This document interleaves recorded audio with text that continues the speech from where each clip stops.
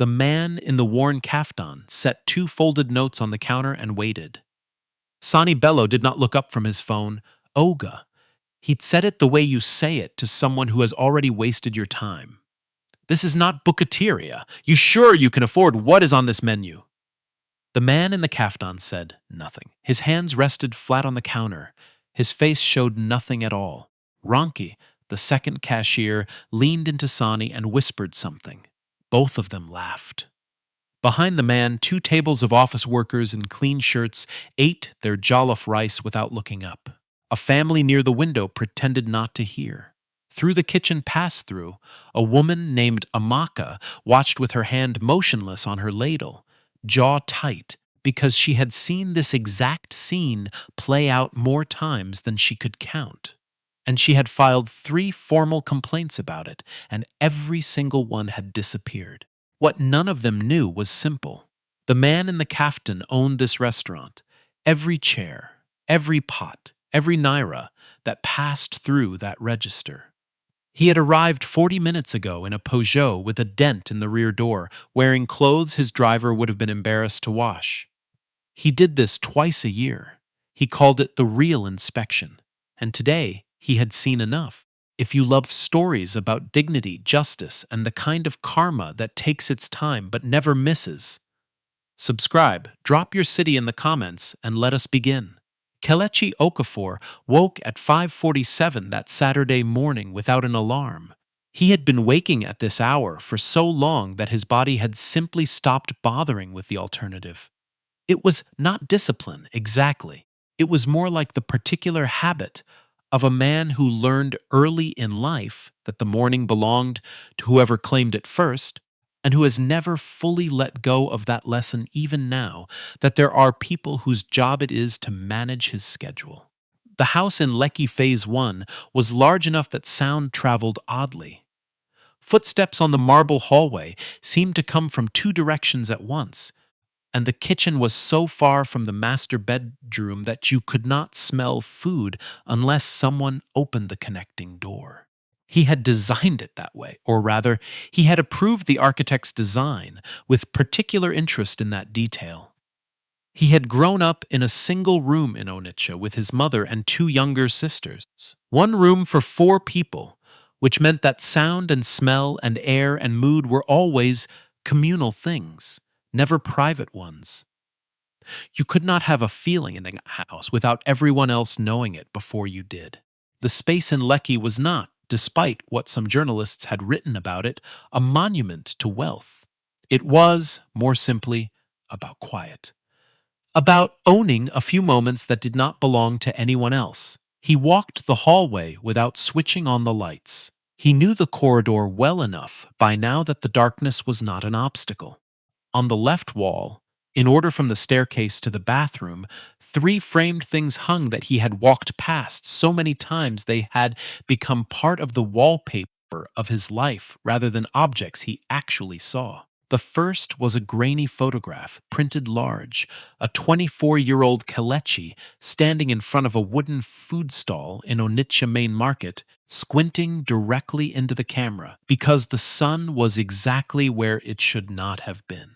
The stall behind him was small, the sign above it hand-painted in crooked letters that read Kelechi's Kitchen in blue paint that had already started to run at the bottom. He remembered the day that photograph was taken.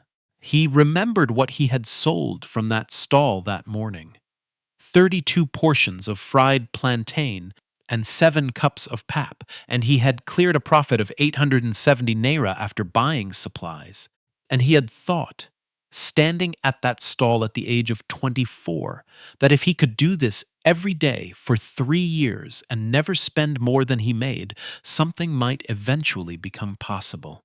The second frame held a newspaper clipping from the Lagos Business Report 2014.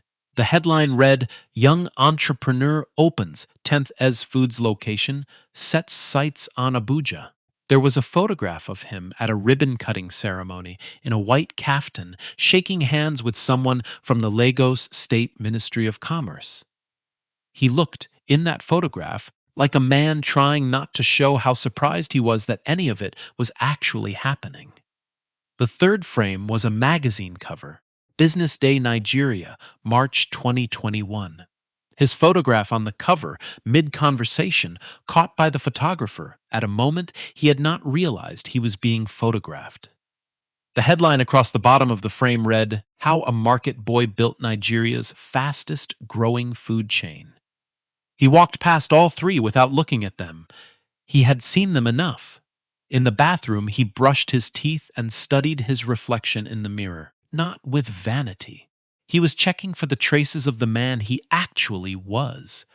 The Rolex on his wrist that was not there, because he had already removed it, the bearing of a man accustomed to rooms arranging themselves around him, which he had been working to set aside since he got out of bed. He checked his hands. He checked his posture.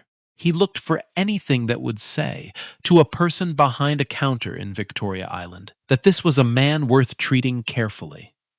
He found nothing. He went to the wardrobe. Behind the section that held the suits and the tailored agbaras and the quality kaftans, his stylist had been acquiring for him at a rate that he considered slightly excessive, but had stopped mentioning. There was a smaller section he had instructed his housekeeper not to touch. 3 old kaftan sets in various degrees of fading. A pair of worn leather sandals that had once belonged to his late uncle Emmanuel, who had raised him after his mother died when Kalechi was 9, and who had told him once, very simply, Boy, the day you forget what it felt like to have nothing is the day you start becoming someone nobody should trust. 2 round caps so thoroughly faded that their original color was beyond recovery. He dressed slowly. The kaftan, gray-green, the fabric worn thin at the elbows, a loose thread at the collar he had never mended though he had meant to, the sandals, the cap. He looked at himself in the mirror for 4 seconds, not longer, perfectly invisible. From the nightstand, he took a small box and opened it. Inside was what appeared to be an ordinary kaftan button, dark matte plastic, slightly convex, roughly the size of a palm kernel seed. It was not ordinary. He had purchased it in London in 2022 from a security technology firm whose catalog he had found through a contact in corporate intelligence. The device was a camera, 1080p resolution, 6-hour battery with a live feed transmission chip that connected to a secure channel. The manufacturer had noted with considerable pride that variations of this model were used by plainclothes units in law enforcement agencies across 4 European countries and 1 unnamed jurisdiction in Southeast Asia. Kalechi replaced the third button on his kaftan with this one, standing very still while he checked the angle of the lens. Then he called Yemi Adebayo. Yemi was his chief operations officer. She had been his COO for 9 years, and before that, for 3 years, she had been the head of operations at a competing restaurant chain where she had tripled branch efficiency in 18 months before. Kalechi had simply called her and said directly, You are wasting your talent over there. Come and waste it with me instead. She had laughed, asked one question about equity stakes, and said yes. She picked up on the second ring, which meant she had been awake for some time. Location 7, Kalechi said. Victoria Island flagship. Do not alert anyone on site. I am leaving in 20 minutes. Legal is on standby. The sound of a chair rolling back, a laptop opening. I'll have the live feed running from the moment you get there. Musa Bello is still Zone 3 regional manager. A pause, the kind that carries information. Yes, as of this week. Don't contact him. Understood. He ended the call. The garage held 2 vehicles. The Range Rover Sport, black, recently serviced, the kind of engine that made the road feel like a personal arrangement.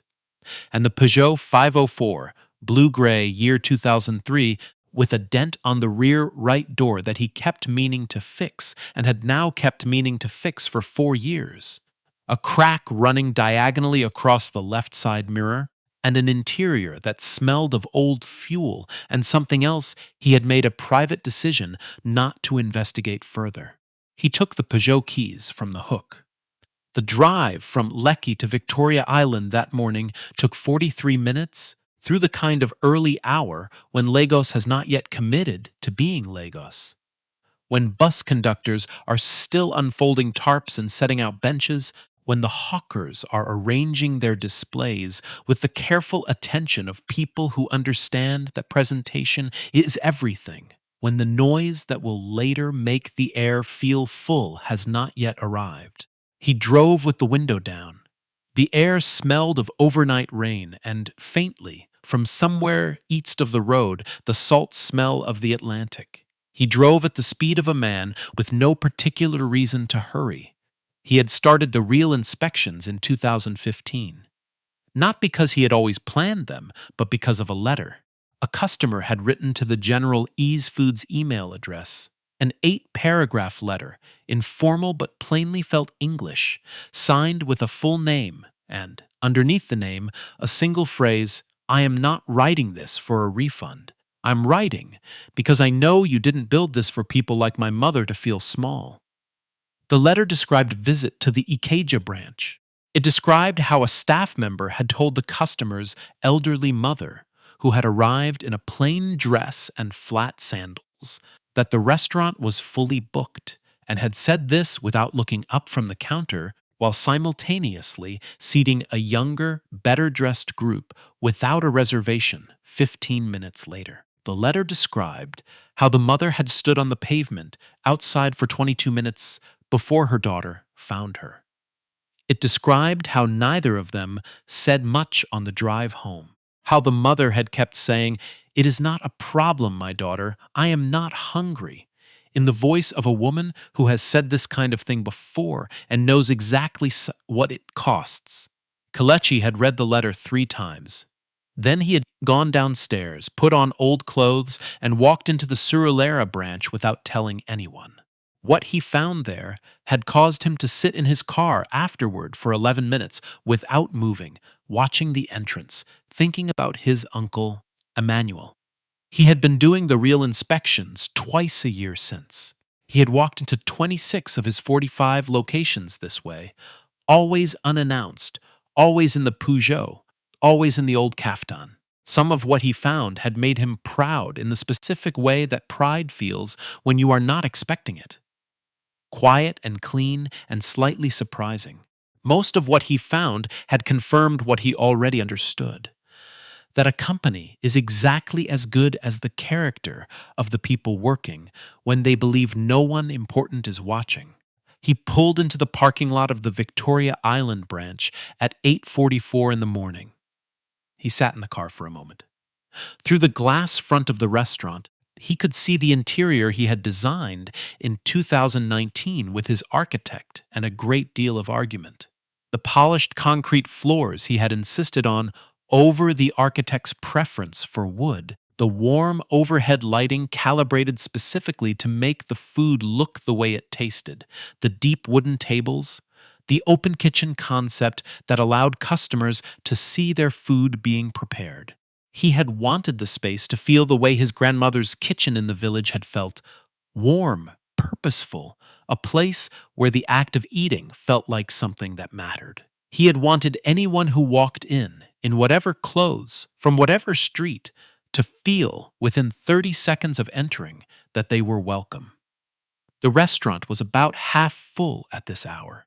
A group of women in church attire occupied 3 pushed-together tables near the window, their conversation animated, their food largely finished. A man in a well-cut suit sat alone at the center table, his phone propped against a water glass, eating his fried rice with the focused-in attention of someone doing 2 things at once. A couple near the back wall shared a plate of suya, talking quietly. At the entrance, a family stood near the reception area. A man and women in traditional dress, clearly having made an effort, with 3 children between the ages of perhaps 7 and 14 arranged beside them. They had the slightly tentative posture of people who are somewhere they have wanted to come for a while and are not quite sure yet what to make of it. Behind the counter stood 2 cashiers. The first one, male, late 20s, slightly built, was leaning against the back wall with one earbud in and his shirt untucked on the right side. His phone was in both hands, his thumbs moving. He was chewing something. The second, female, early 30s, was standing at the second register, her arms folded, leaning sideways toward the first cashier and speaking in a low voice. Both of them were laughing. The family stood at the counter. Kelechi watched the second hand move on his watch for 21 seconds. The family waited. The husband cleared his throat politely. The male cashier glanced up from his phone, looked at the family, looked at the door, looked back at his phone. 30 seconds. Then the front door opened and a man in a navy suit with a briefcase entered. The male cashier straightened immediately. The earbud came out, the phone disappeared, the posture rearranged itself entirely, and he smiled with the generosity of someone who has just remembered that smiling is part of his job. "Welcome, sir. Good to have you. What can I get for you today?" The family was still standing there. The female cashier had turned to the second register. "Good morning, sir. Our chef's special today is..." The family waited another 17 seconds before the male cashier looked over without ceremony. "Next." As if they were next in a queue that had already been served, rather than first in a queue that had not yet started. Kelechi stepped out of the Peugeot and walked toward the entrance. The bell above the door chimed when he pushed it open, a soft designed sound, the kind meant to signal arrival pleasantly to anyone working the floor. He walked in and stood for a moment near the entrance, letting his eyes adjust to the interior light. He looked around the way a man looks around when he is deciding where to sit. He was not deciding where to sit. He was recording. Through the kitchen pass-through window, he could see a woman standing at a gas range, her back partially toward him. Older, a head wrap, deep red, tied low. The movements of her hands over the pots were the movements of someone who does not need to look at what she is doing because she knows it in her hands. This, Kelechi noted, was the kind of staff member who made a restaurant worth returning to. He walked to the counter. Sonny Bello looked up from his phone. The look was brief and complete. It took in the kaftan, the sandals, the faded cap, the man standing in the wrong clothes in the wrong part of Lagos, and it arrived at a conclusion before any words had been exchanged. "Oga." The word dropped into the air between them. "This is not bukateria. You sure you can afford what is on this menu?" "I will have the pepper soup," Kelechi said. "Goat meat. And the medium jollof rice with fried plantain, please." Sani made a small sound that did not quite commit to being a laugh. He turned slightly toward Ronki and said, just loud enough, "Him kaftan don fade like the harmattan washed him every day for 4 years straight." Ronki unfolded her arms and looked at Kelechi. She tilted her head slowly, the way a person tilts their head when they are savoring something. "And those sandals," she said, not bothering with volume control. "I have seen better ones on the feet of men begging at the eco-bridge traffic. At least those men have an excuse. They are actually outside." "Maybe he heard the AC was free today," Sana said. "Or maybe he thought this was the charity center they opened on the next street," Ronka replied. Sani's eyes went to Kelechi's hands on the counter, then back up to his face. "You know what? Your whole appearance is an insult to Victoria Island. Some of us dressed properly to come here. You should know your level, Oga." A woman at the nearest table looked up. She looked back down immediately. A man in the booth diagonally across shifted in his seat and suddenly found his jollof rice very interesting. Kelechi's hands stayed flat on the counter. His face stayed level.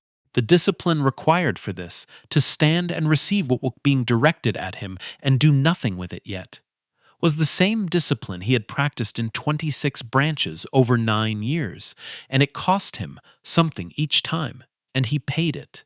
Sani punched the order into the register with the casual speed of someone who has done it thousands of times. His fingers were quick. The screen flickered, totaled, and settled. Kelechi had positioned himself at a deliberate angle to the screen. He read it. Pepper sup, goat, 2,800 naira. Jollof rice, medium, with plantain, 3,500 naira. Subtotal, 6,300 naira.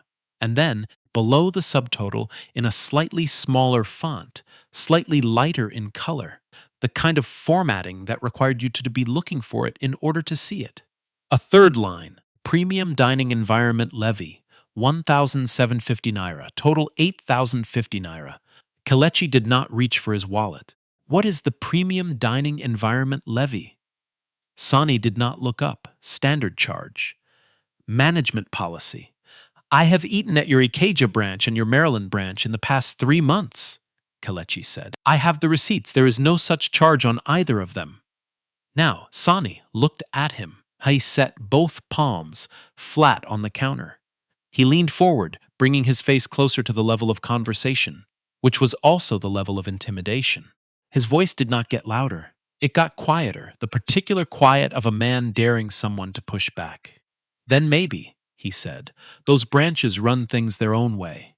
Here in Victoria Island, the environment costs more to maintain. The lighting, the decor, the quality of the air conditioning. You see this place? This is not Mushin. This is not Surulair. Here, people pay for the experience of being here. If the price does not suit you, nobody is holding you. He smiled when he said the last part. Not a warm smile. The smile of a man who has found the door for you before you asked. The woman at the nearest table set down her fork very carefully. Kelechi held Sani's gaze for 3 full seconds, not as a challenge, simply. Then he said, I will pay. He placed a 10,000 naira note on the counter.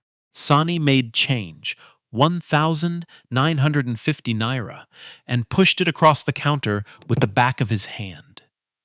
Not with any great force, simply with the particular disrespect that comes from using the back of the hand instead of the palm, from treating money as something to be moved away rather than given.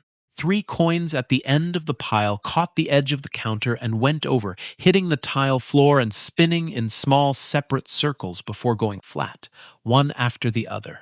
Sani looked down at the coins on the floor. He looked back up at Kelechi, his mouth curled at one corner.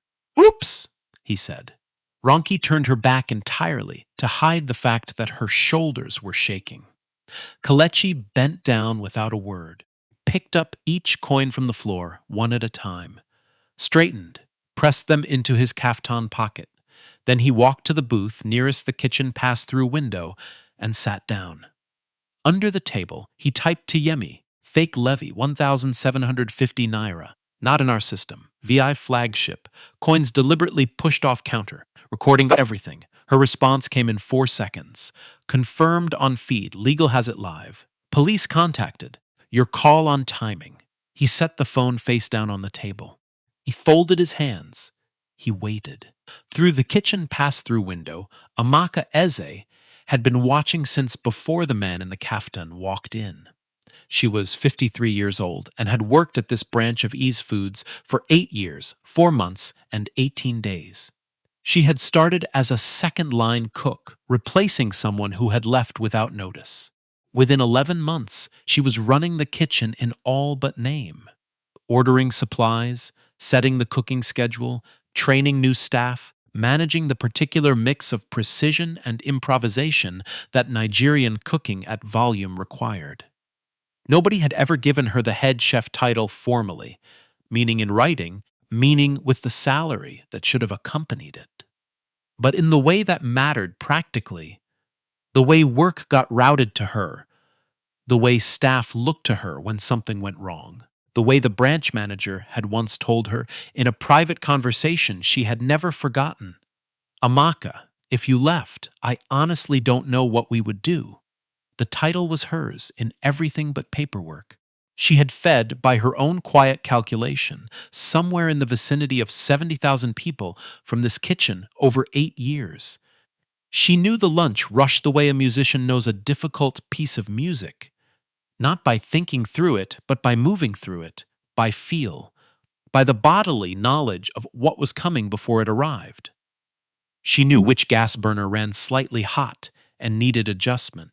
She knew that the tomato paste from their Thursday delivery was always better than the Tuesday one, for reasons she had never fully explained, and the supplier had never explained either. She knew the particular sound that the refrigerator compressor made when it was about to fail, which happened twice a year. and she had learned to call maintenance 2 days before the failure rather than after. She also knew exactly what Sonny Bello had been doing for 5 months. She had noticed it first by accident. On a Tuesday in February, a customer, a young woman in a nurse's uniform, clearly on a compressed break and efficiently, had paid at the register and walked away in a hurry, and the receipt had slipped from her hand and floated through the pass-through opening and landed the pass-through opening and land near Amaka's station. She had picked it up to throw it away. Then she had looked at it. Premium dining environment levy, 1,750 naira. Added to a bill for 3,200 naira of food, pushing the total to 4,950 naira, which the nurse in the hurry had paid without looking. Amaka had gone home that evening and pulled out the official Ease Foods staff pricing document that all employees received during onboarding. She had read it twice. She had searched it a third time using her phone's text search function with the name of the levy typed in full. It was not there. Over the following 3 months, with the careful attention of a woman who has learned that the difference between a complaint and evidence is specificity, she had kept track. In a small green notepad she kept in her apron pocket, alongside the cooking times and inventory notes, she began recording. Not in a way that was obvious. She had no illusions about what would happen if Sani noticed. She would note the time of day, the approximate amount the customer was charged above what was on the menu, whether the customer questioned it, whether they paid. In 23 documented incidents across 3 months, she had recorded 40,250 naira extracted from customers through a charge that had no basis in company policy. And these were only the ones she could see clearly through the pass through.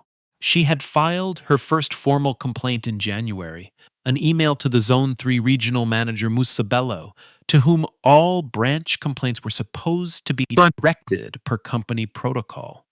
She had written carefully, specifically, and attached 2 photographs she had taken discreetly of the POS screen on 2 separate occasions showing the fake levy. She had signed the email with her full name and position. 4 days later, the branch manager had come to find her in the kitchen. He had not looked at her directly when he spoke. He had said, "Amaka, I am going to advise you, as a friend, not officially, don't put yourself in the way of this particular matter. There are things that are above our level." She filed a second complaint in March, this time directly to the general Ease Foods corporate complaints address, bypassing Musa entirely. She wrote 3 pages, attached the notepad records, described the pattern, included dates and amounts, and the 2 photographs from January. She received no reply. In April, she called the General HQ number and was transferred twice, placed on hold for 19 minutes, and then disconnected. In May, Musa Bello had paid an in-person visit to the branch. He almost never came in person. He had toured the floor, spoken to the branch manager, examined some paperwork. As he was leaving, he had paused at the kitchen door and looked at Amaka. He had been pleasant about it. That was the specific quality of his unpleasantness. It was always delivered pleasantly. "Amaka," he had said, "I hear you have been keeping yourself very busy lately, writing letters, making telephone calls to the head office." A small pause. "You are a woman of your age and your position. You have built something good here over 8 years. It would be a shame to spend that goodwill on things that are not your concern. You understand what I am saying to you, my sister?" She had said nothing. He had left. That evening, she had dated the conversation and added it to the green notepad. She had not stopped watching. Now she stood at the kitchen station and watched the man in the worn kaftan sit down in the booth near her window. She noted the way he folded his hands on the table. Not with tension, not with the compressed frustration of a man working to control himself, but with the deliberate stillness of someone paying close attention to something specific. The quality of that stillness was unusual. She had seen many customers humiliated at that counter over 8 years. Most of them reacted with embarrassment or anger or the defeated acceptance that comes from too much practice at receiving it. This man had sat down and folded his hands and was watching the room the way a person watches a room when they are trying to understand it completely. She returned to her work, but she kept watching. 12 minutes after Kalechi placed his order, a young floor staff member came to the booth and set down the pepper soup and the plate of jollof rice. Enjoy your meal, sir, the boy said in the practiced voice of someone repeating a phrase they have been told to use. Thank you, Kalechi said. He looked at the pepper soup first. It was good, fragrant, properly spiced, with the richness that comes from goat meat that has been cooked down long enough to surrender everything it has.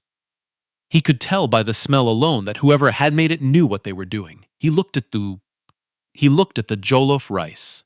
It did not take more than a few seconds to understand what was on the plate. The surface of the food was presentable, but the texture at the edge of the plate told a different story. Slightly crusted at the margins, with the dry, slightly bitter quality of rice scraped from the bottom of a pot that has been on the heat past the point of recovery. In a Nigerian kitchen, the burned bottom layer, the crust that forms when the fire has been burning too long, was usually discarded, or at most given to junior staff to eat before closing. It was never plated for a paying customer, not by any cook who took their work seriously, not by any kitchen with any standard at all. This had been plated specifically for him. He looked through the pass-through window. Amaka had her back to him, working. He could not see her face. He texted Yemi. Food deliberately degraded. Burned bottom of pot rice plated for my order. Not an accident. Preserving sample. He ate the pepper soup because the pepper soup was genuinely excellent and because he respected what it meant to have made it well. He left the jollof rice largely untouched. He removed a clean tissue from his kaftan pocket, folded a small portion of the rice carefully into it, sealed it, and placed it in the inside pocket of his kaftan. Evidence, in the most direct sense. He had learned, partly from his legal team over the years, and partly from simple logic, that the record of what happened was only useful if it was kept. He opened his small notepad and wrote in the careful shorthand he used for these visits, VI flagship, SB plus RC, counterstaff, fake levy 750 naira applied and defended, change pushed off counter. Food deliberately degraded, burned base rice served. Verbal, class-based insults X4, public, deliberate. Senior staff involvement TBC. Then he dated and timed it. A Saturday morning, 9:17 a.m., he was putting the pen back in his pocket when Sonny looked over from the counter. The moment Sonny's eyes landed on the open notepad, something changed in his posture. It was subtle, a slight shift of weight, a lift of the chin, the particular alertness of a person who has spotted something they find threatening in a context they control. He walked from behind the counter. He stopped 2 feet from the booth and looked down at the table. His arms were slightly away from his sides, the unconscious posture of a man who wants to take up a certain amount of space. You. His voice was controlled, with an edge under it. What are you writing there? Kelechi looked up. My expenses, expenses. Sani repeated it the way you repeat a word you do not believe. You are writing about this restaurant. I can see from here. I am writing down what I ordered and what I was charged, Kelechi said. That is a thing customers are permitted to do. Sani took a half step closer. Not so close as to physically threaten, simply close enough to make the space feel smaller. Who sent you? Answer me directly. Are you from Las Gidi Eats? Because their people have been sending spies to our locations for 2 months now. Writing things down, taking photographs. I am not from any competing establishment, Kelechi said. Then why are you here? Dressed the way you are dressed. The smile that arrived on Sani's face was worse than the frown. You think you can come into my restaurant in these rags and pretend to be a normal customer while you study our prices? A man who came in smelling like he slept under a bridge is going to give us business intelligence. He raised his voice with the last sentence, and heads turned in the restaurant. He had timed it that way. Security, come here. The guard who arrived was young, barely 20, in the blue and gold Ease Foods security uniform, with the uneasy expression of someone who has been called to do something they are not certain is correct. He approached slowly. This man, Sani said, jerking his chin at Kelechi, has been in here taking notes about our restaurant, writing down confidential pricing, possibly recording. I want him removed from these premises. The guard looked at Kelechi, then at the notepad, then at Sani. Sir, he said, uncertainly to Kelechi, is everything all right? Everything is fine, Kelechi said, looking at the guard with an expression that was entirely calm and meant to be seen that way. I am a customer who ordered food, paid, and is sitting at a table. My notepad contains nothing about this restaurant beyond what I ordered and what I was charged. I have broken no law and no policy. The guard looked at Sani again. He did not ask Kelechi to leave. Sani turned to him with the full force of his displeasure. I did not call you here to stand and blink, I said. Remove this man. Do your job, or go and look for another one. The guard took a small, involuntary step backward. At this moment, the bell above the front door chimed. She was 71 years old, or 65, depending on which version of the story you heard, and Mama Halima had long since decided that her age was a matter between herself and her creator and did not require consensus from anyone else. She wore a batik wrapper dress, deep blue with yellow and orange patterns that caught the late morning light in the way that good batik always does, as if the fabric itself has a relationship with light that plain cloth does not.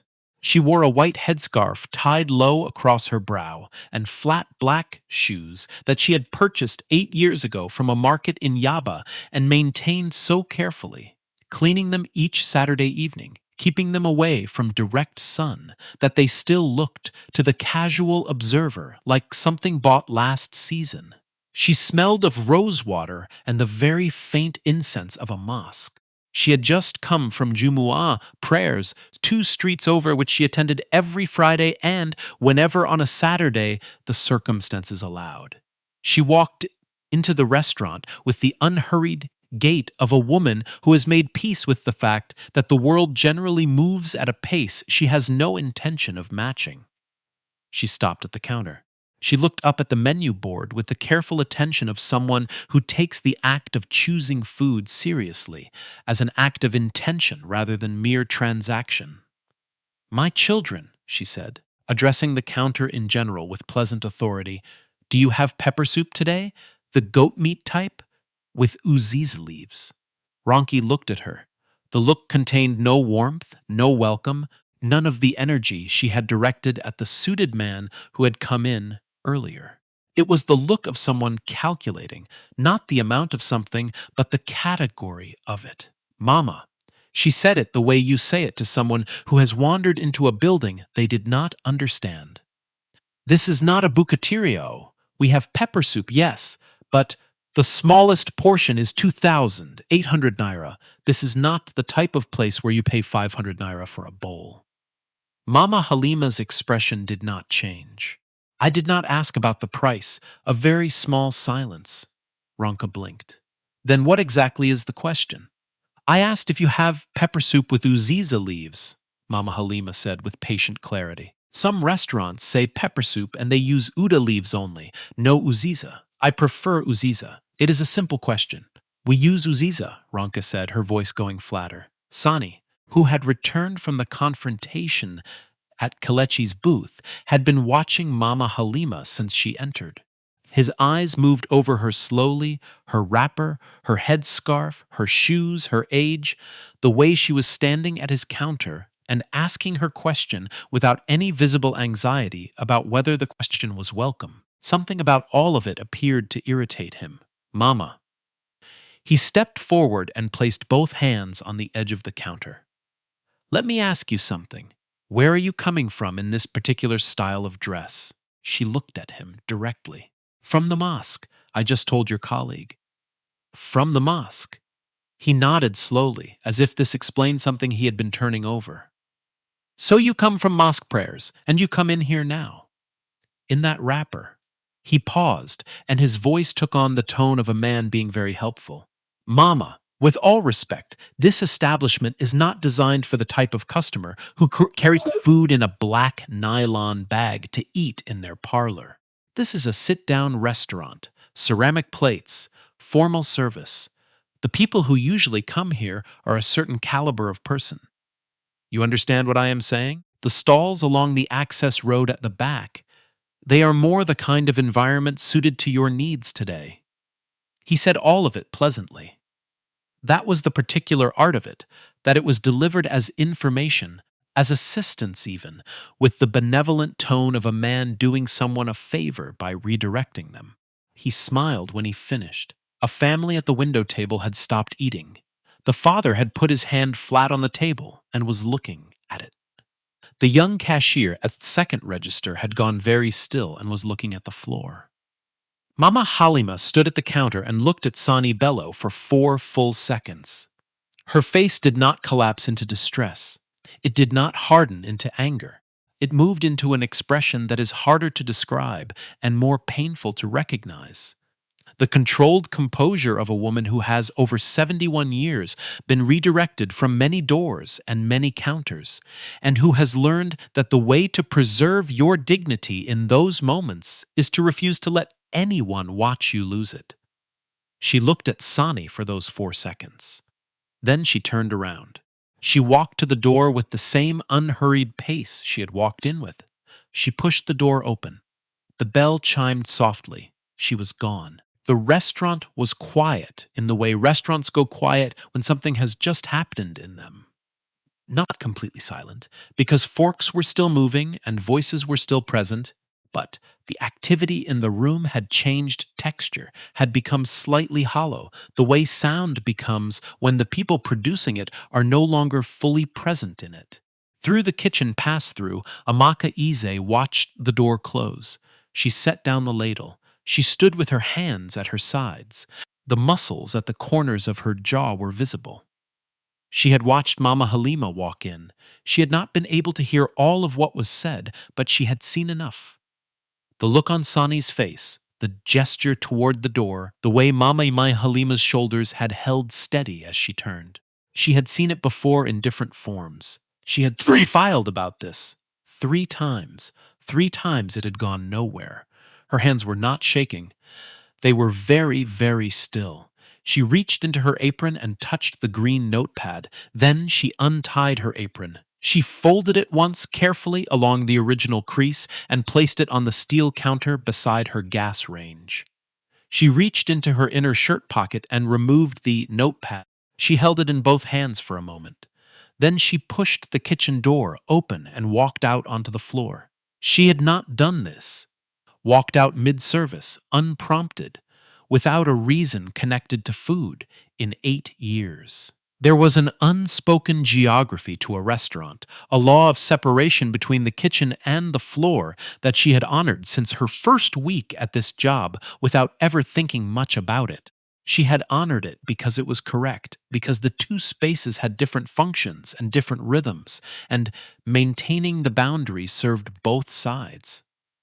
She was done honoring it. She walked to the counter and stopped. Sani looked up from his phone. The look on his face cycled quickly from surprise to irritation. Amaka, what are you doing out here? Kitchen is still running. I know it is running, she said. When I am done here, I will go back. There is nothing here for you. Sani. She looked at him steadily. I am not speaking to you right now.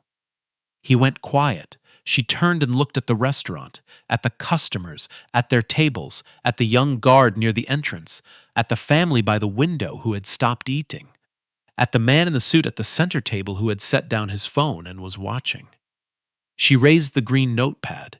I want to speak to anyone in this building today who has the authority to receive what I am about to say, she said, loudly enough to be heard clearly across the floor. Because I have been trying to say it for 5 months to the people who are supposed to hear it, and those people have made sure I could not be heard. She opened the notepad to the first page. I am the head cook in this kitchen. I have worked in this building for 8 years, and for the past 5 months, I have been documenting a pattern of illegal overcharging at this register. A fake levy added to customers' bills, a levy that does not exist in Ease Foods company pricing, that customers are not told about, that they pay because they trust the number on the screen. She set the notepad on the counter. 23 documented incidents. 40,250 naira extracted from customers who came here for a meal. I filed this 3 times, once by email in January, once by email in March, once by phone in April.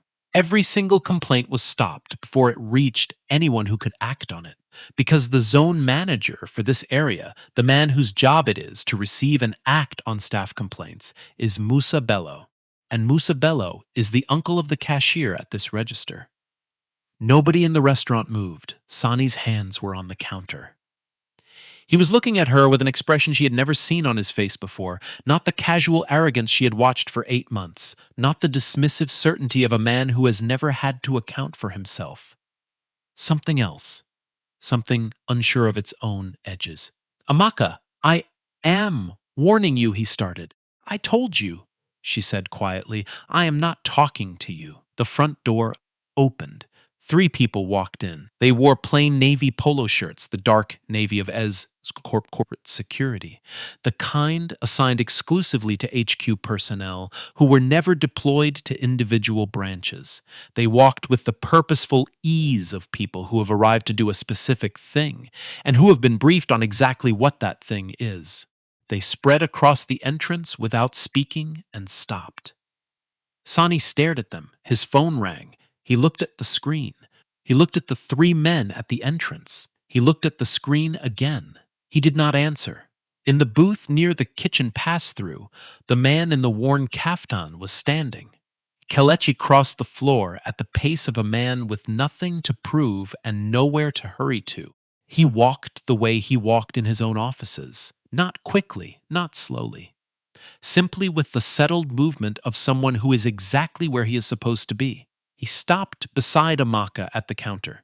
From his kaftan pocket, he removed the 3rd button, the dark matte one, the size of a palm kernel seed, and placed it on the counter beside the green notepad. He looked at Amaka. He said, quietly, I have been recording since I walked in the door. Everything transmitted live to our corporate office. I have been watching this branch for the past 47 minutes. She looked at the button. She looked at him. Something moved across her face. Not quite surprise, because the stillness she had observed in him all morning had suggested, without her being able to name it, that his presence here was not random.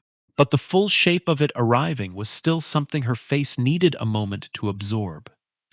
Mrs. Amaka, he said, your 3 complaints were received. They were killed at the zone level before they reached anyone at corporate who could have acted on them. That failure belongs to this company, and I am sorry for it. Then he placed on the counter, next to the button and the notepad, a laminated card, his Ez Foods Group executive identification card with his photograph, his full name, and his title. Sani looked at the card. He looked at the photograph. He looked at the man in the kaftan. His mouth opened. The sound that would have followed did not come. Kelechi's voice, when he raised it, was not a shout. It was simply the voice of a man who has decided that the room needs to hear something and who sees no reason to pretend otherwise. My name is Kelechi Okafor. I am the founder, majority shareholder, and chief executive officer of Easy Foods Group.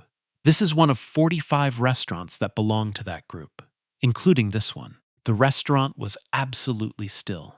The kind of still where you became aware of the refrigerators humming in the kitchen and the traffic moving on the road outside and the overhead fans turning slowly above everyone's heads. The kind of still that gathers before things change. The door opened behind the corporate security team. Yemi Adebayo walked in. She was in a black blazer and dark slacks, carrying a slim laptop under one arm, moving with the speed and economy of someone who has been waiting 27 minutes for this moment. Beside her, 2 lawyers from A's Foods' in-house legal team and a senior associate from the external firm on retainer for exactly these situations, which had been reached in the car on the way over. Musabello walked in behind them. He had received the call 31 minutes earlier. Mandatory zone manager's emergency meeting, Victoria Island flagship, attendance required immediately. He had changed into his better suit in the car on the way. Because if corporate was calling an emergency meeting in person, it was the kind of meeting where appearances mattered.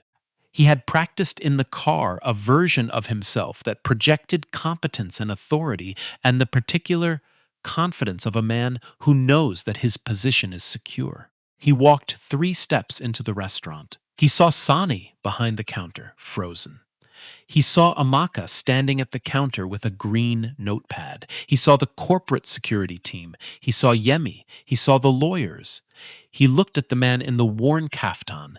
He had seen the photograph on the company website. He had seen it on the framed print in the lobby of the HQ building.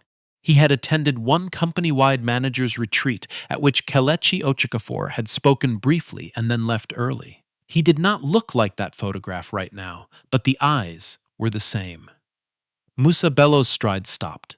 Yemi set the laptop on the counter and opened it. The screen showed a video feed. The footage from the kaftan button camera, live-streamed and recorded in 1080p, which had now been time-stamped and organized as evidence. She pressed play.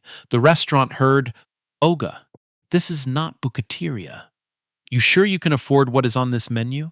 The screen showed the POS display with the fake levy line, 1,750 naira, not in company pricing, added to the bill of a man in a worn kaftan. The restaurant saw the coins being pushed off the counter, Sani's mouth forming the word, "Oops," Ronka's shoulders shaking.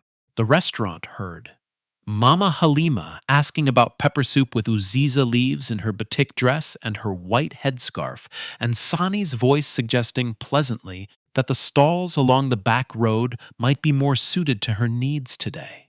The restaurant heard Sani calling Kelechi an industrial spy and summoning the security guard to remove him from the premises. The woman who had set down her fork earlier sat with both hands flat on the table and looked at the screen. The family from Badagry, the father and mother in traditional dress, the 3 children between them, watched quietly. The father's jaw was set. Yemi stopped the recording. Kelechi turned to Musa Bello. He looked at him for a long moment, not with anger exactly, with the specific expression of a man who has confirmed something he was hoping he would not have to confirm. "Musa," he said. Just that. Musa Bello looked at the floor and said nothing. "You received Mrs. Amaka's complaint in January," Kelechi said. "You received it. You buried it. You called this branch manager and told him to silence her. And when she filed again, you came here in person and threatened her employment. He did not raise his voice for any of this. You used the authority of your position in this company to protect a member of your family who was stealing from our customers. That is what happened here, and you will account for it through every appropriate channel." He turned to the corporate security team. "Please ensure no staff member leaves the premises. Legal will take statements. Police are on their way." The police arrived 16 minutes later. 2 vehicles from the Victoria Island Division. The sergeant in charge had been briefed in the car and came in with the specific efficiency of someone who knows exactly what they are there to collect. He greeted Yemi, collected the camera footage on a secure drive, and began the process of taking statements. The lawyers were already at a table, laptops open, working. Sani sat in a chair near the register with his hands between his knees, very still. He had asked twice for his phone and been told politely that it would need to remain with the corporate team while statements were being taken. The third time he asked, no one answered. Ronki sat by the window, looking at her hands. Musa Bello asked, at some point, whether he was permitted to call his lawyer. "Of course," Yemi told him. "You are always welcome to do that." He called the Federal Competition and Consumer Protection Commission, the FCCPC, the agency created under the Federal Competition and Consumer Protection Act of 2018 to protect Nigerian consumers from unauthorized charges, deceptive pricing, and fraudulent commercial practices, opened a formal investigation within 48 hours of receiving the referral from Ize Foods' legal team. Under Section 119 of the FCCPA, the unauthorized levy applied by Sani Bello constituted a prohibited deceptive trade practice. A charge, misrepresented as a standard fee, applied selectively to customers who were unlikely to question it, extracted without legal basis. The recorded evidence was clear. Amaka's 5 months of documented incidents, 23 charges, mana 40,250, in that period alone, gave the FCCPC sufficient material to establish pattern and intent. Sani Bello was dismissed from Ease Foods Group on the morning following the incident. His case was referred to the police for criminal charges of fraud and obtaining money by false pretense. Ease Foods data team, cross-referencing register logs, loyalty program records, and receipt data going back 14 months, identified 61 customers who had been charged the fake levy. A restitution process was initiated for all 61. Kelechi paid the full restitution, 2,214,750 naira, personally, from his own accounts, before the legal process had concluded, because he felt that waiting for the legal process to compel it was not the point. Ronke Coker was dismissed the same morning. Her conduct as documented in the footage, the public verbal humiliation of two separate customers, the deliberate degradation of a customer's food order, the active participation in the fake charge scheme was included in the FCCPC formal complaint. She received a formal caution from the Commission and was required to complete 80 hours of community service with a consumer rights literacy program run by a nonprofit organization in Lagos Island. The caution was a permanent mark on her employment record. Musa Bello's case was more complicated, as cases involving institutional misconduct always are. He was immediately dismissed from his position as Zone 3 regional manager. The evidence of deliberate suppression of employee complaints. Amaka's 3 email records, the branch manager's contemporaneous notes from the January conversation in which Musa had instructed him to silence her, the WhatsApp message thread in which Musa had told Amaka directly that she should mind her business or risk her position, was referred both to the FCCPC and to the Economic and Financial Crimes Commission, the EFCC, for investigation into whether Musa had personally received any portion of the fraudulent levy revenues. That investigation ran for 7 months. Its detailed findings were never made public, but what became publicly clear from its conclusion was simple. Musa Bello did not work in any managerial capacity again. 2 days after the incident, Kelechi held a press conference at Eze Foods Group's corporate headquarters on Ozumba Mbadiwe Avenue in Victoria Island. He stood at a podium with the company logo, green and gold, the colors he had chosen in honor of his grandmother's wrapper, behind him on the wall, and 24 journalists in front of him. He was wearing a white kaftan, not the worn one, a clean one, well cut. A journalist from one of the national papers had sent his communications team a message asking whether he would wear the same kaftan from the video. He had heard about the message and told Yemi, "Tell them no. I wear it to see the truth, not to perform it." He announced 3 changes, effective immediately across all 45 Eze Foods locations.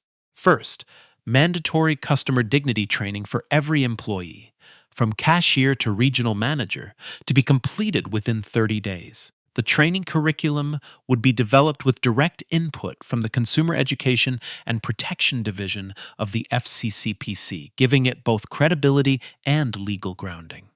Second, a direct complaints channel, independent of the zone management structure, connecting staff and customers directly to the group's internal audit committee, which reported only to the board. No complaint submitted through this channel could be intercepted or filtered at the regional level. The channel would go live within 14 days. Third, a fund he was calling the Dignity Fund, seeded with 10 million naira of his personal money. Its purpose to support customers who experience discrimination, unauthorized charges, or predatory practices at any food service establishment in Lagos.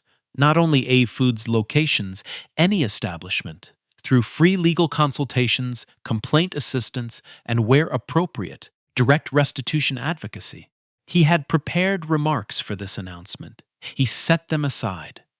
There was a woman who came into my restaurant that morning, he said. She was wearing a blue batik dress and a white headscarf. She had just come from the mosque. She walked in with the kind of dignity that takes a lifetime to build. She asked about pepper soup. She asked about uziza leaves. He stopped for a moment. The room was very quiet. Two of the people I was paying to work in that restaurant told her in a room full of people, go look for food somewhere more suitable for her type. They said it pleasantly. That is the particular thing I want you to understand. They said it pleasantly, as if they were doing her a service. He paused again. She walked out with her head up, because they could embarrass her, but they could not touch what she actually is. He looked at the room. Her name is Mama Halima. She has eaten at our Surulir branch every Friday for 3 years. We found her through our customer records. I called her personally that same evening. He did not look at any notes because there were no notes for this part. She will have a lifetime dining pass to any Easy Foods location in Nigeria. She received a personal apology, not from my communications department, from me. I drove to her house in Surulere that evening, and I sat with her and I told her what had happened and why, and I apologized. It was one of the more important conversations I have had in 17 years of running this business. He paused. Her response, when I told her what I was planning to do, was this: my son, make sure it doesn't happen to the next person. So that is what I am here today to do. No one in the room spoke for several seconds. Then the questions began, and Kelechi answered them with the calm and directness of a man who had decided before the press conference started that there was nothing here he was not willing to say. Amaka Eze was formally appointed area supervisor for the Lagos Island Zone, a newly created role overseeing 6 A's Foods branches, including the Victoria Island flagship, 3 days after the incident. Yemi Adebayo drove to the restaurant in person to deliver the appointment letter. Amaka read it standing in the kitchen, beside the gas range where she had spent 8 years. She read it once. She folded it along its original creases and put it in the same apron pocket where she kept the green notepad. Then she went back to the pots. 6 months passed. The restaurant on Victoria Island looked from the outside as it always had. The Ease Foods sign in green and gold above the door, the warm light visible through the glass front, the parking lot filling and emptying at the rhythm of lunch and dinner. Inside, the polished concrete floors were the same. The deep wooden tables were the same. The overhead lighting calibrated for late afternoon warmth was the same. But the room had a different quality. It is difficult to describe precisely the way a room's quality changes when the people in it have changed. But a room that has been shaped by dismissiveness and carelessness has a texture to it. A slightly off feeling, the kind you register before you can name. And when that has been replaced by something genuine, you feel the replacement even if you cannot immediately say why. The Victoria Island branch felt 6 months later like a place where being present was not a conditional thing, like a place where the decision about whether you belonged had already been made in your favor before you walked through the door.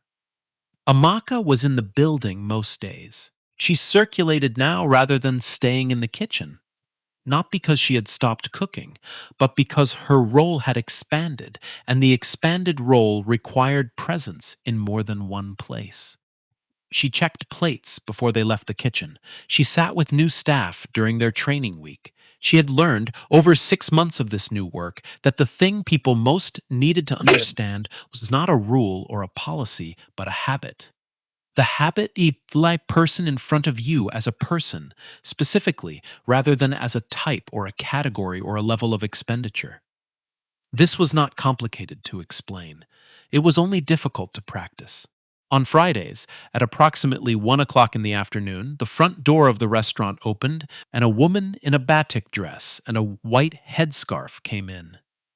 Mama Halima had resumed her weekly visit at the Surulair branch the week after Kalechi's phone call. She had told him, when he sat with her that evening in her parlor, that she would not stop going to Ez Foods because of what two bad staff members had done. She had been eating there every Friday for 3 years, and the food was good, and the Surulair staff had always treated her correctly, and she was not going to let two foolish young people take her Friday lunch from her. She had then added, with the matter of fact practicality of a woman who has spent 7 decades sorting things into what matters and what does not. But I would like to go back to Victoria Island one day also, when it is fixed. It was fixed. She had come back. She walked in without pausing at the entrance. She had, at some point in the past 6 months, simply stopped carrying the particular tension that a person carries when they are not sure if they will be welcomed. It was not visible in any dramatic way. It was simply the absence of something. The held breath that was no longer there. The half second of bracing that no longer happened before the door opened. Mama Halima! The kitchen door was already swinging open before she reached her booth. A younger staff member, one of the ones Amaka had trained, calling across the room with the ease of someone calling to a person they know. My daughter. Mama Halima settled into the booth by the window. The same booth she had preferred in the years before the bad months. Is Amaka here today? She is in the Zone 4 branch until 3 o'clock, but she left instructions. Your pepper soup is already on. Extra uziza, the way you like. God bless her hands, Mama Halima said. And yours. Bring me cornbread, if there is any. Always for you, Mama.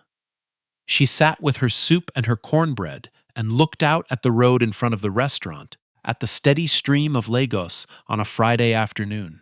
The Okadas threading through traffic, the bus conductors hanging from doors, the hawkers with their trays balanced with athletic skill, the whole moving argument of a city that has never quite decided how fast it wants to go. She had sat in this window seat over 3 years and watched this road in all its moods. She had not sat here for some months. The return had taken a small act of decision, the kind of decision that looks minor from the outside. She reached into the front pocket of her purse and touched the lifetime dining pass.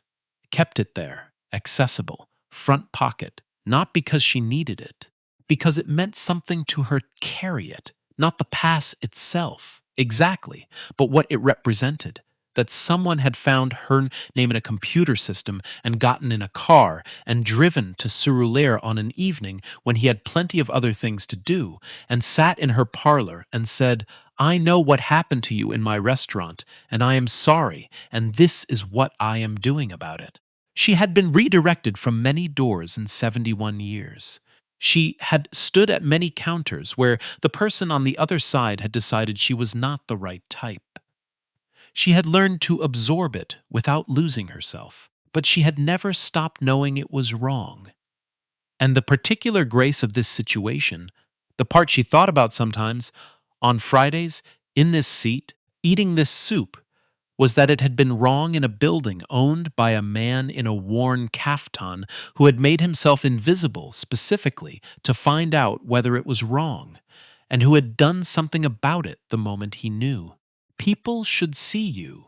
She had told him that evening in her parlors when she was trying to find words for why the phone call had meant what it meant. That is the basic thing. People should see you when they look at you. He had nodded very quietly, and she had thought he understood what she meant in a way that did not require more explanation. On a Saturday afternoon in early April, a car that did not usually sit in the parking lot of the Victoria Island Easy Foods pulled in and parked. A Range Rover, black, with the quiet engine of something well made and well maintained. The man who stepped out of it wore a navy suit and shoes that caught the light. and a watch that he had not been wearing 6 months earlier when he had last been in this parking lot. He stood outside for a moment, looking at the sign, green and gold, the colors he had chosen in 2019. His grandmother's colors, the deep green of her best wrapper, the gold yellow trim at the border. She had died before she saw the first Easy Foods open, and he had thought, when he was choosing the colors for the brand, that choosing them was a way of making her part of something she would never see. He did not know if that was superstition or something else. He had stopped trying to categorize it. He pushed the door open. The bell chimed. The young cashier at the first register, a woman of perhaps 23, new in the past 3 months, looked up. She saw the suit. She opened her mouth to begin the welcome. Then she caught herself doing it automatically and started again, more genuinely. Good afternoon, sir. Welcome to Ease Foods. Thank you, Kalechi said. He looked around the floor. A Saturday afternoon, fairly full. Families, couples, a group of office workers in their weekend clothes, a table of older men sharing a large plate of assorted meat and talking with the animated disagreement of men who have been friends for decades and enjoy it. The food smelled the way the food was supposed to smell. The lighting was doing its job. The two cashiers were attending to a small queue without visible resentment. A floor attendant was moving through the tables with the particular blend of efficiency and warmth that takes some time to develop and cannot be faked. Across the floor, a woman was standing with a junior staff member reviewing something on a notepad. The woman's back was to the door. She was in the area supervisor polo shirt that had arrived in her wardrobe 3 months ago and which she wore with the same naturalness she wore her apron. She looked up. She saw him. She said nothing for a long moment. Then she handed the notepad to the junior staff member and walked across the floor. She stopped in front of him. He looked at her. She looked at him. The restaurant moved around them. A child at the nearest table was asking loudly for more plantain. Someone's phone was ringing and being silenced. A plate was being set down somewhere behind him with a careful sound. And all of it seemed for a moment to be happening at a slight distance. Amaka hugged him. He hugged her back. Not the brief, professional acknowledgement of two colleagues, but the hug of two people who have arrived at a particular moment together and both know exactly how long the road to it was. Neither of them said anything for a while. They did not need to. Afterward, he stood outside in the parking lot in the late afternoon light, looking up at the Easy Foods sign. He was thinking about the letter that had started all of this. The 8-paragraph letter from a daughter who had found her mother standing on a pavement, who had written, I am not writing this for a refund. I am writing because I know you didn't build this for people like my mother to feel small. He was thinking about the 14-year-old version of himself who had been told to use the back entrance of a restaurant in Lagos, not because he worked there, but because he had come to the front door wearing the wrong clothes and looking like the wrong kind of person, and the guard had decided the front door was not available for people who looked like him. He remembered standing in that narrow corridor behind the kitchen, smelling the food through the wall. He remembered making himself a promise in that corridor. He had kept it imperfectly over 20 years. No company of this size keeps any promise perfectly, which is why you need Amakas in the kitchen, keeping notes, watching, refusing to stop seeing what they are seeing. But he had kept it in the ways that mattered. He built Ease Foods because he believed that food is not just food, that a restaurant is not just a building, that the moment someone walks through a door and is seen, genuinely seen, as a person worthy of warmth and good service, and the basic respect of being treated as someone who matters, that moment is not small. It does not feel small to the person receiving it. It does not feel small in the body of a woman who walked back to her car with her head held up because they could embarrass her, but not take her dignity. The people who abuse small power are always most afraid when real authority walks through the door unannounced.